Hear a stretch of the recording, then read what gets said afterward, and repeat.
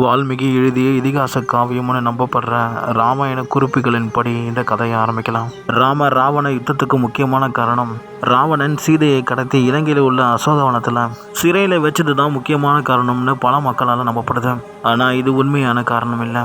ராமாயண கதையின் சாராம்சத்தின்படி ராமர் அயோத்தியாவுடைய இளவரசர்.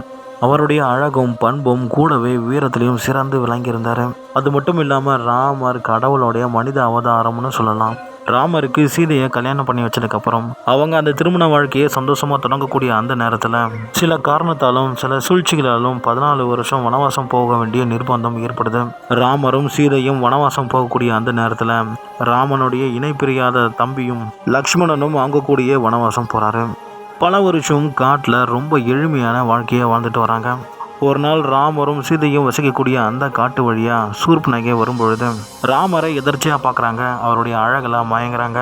அதுக்கடுத்து என்ன நடந்தது அப்படிங்கிறத அடுத்த எபிசோடில் சொல்கிறேன். மறக்காமல் என்ன ஃபாலோ பண்ணிக்கோங்க.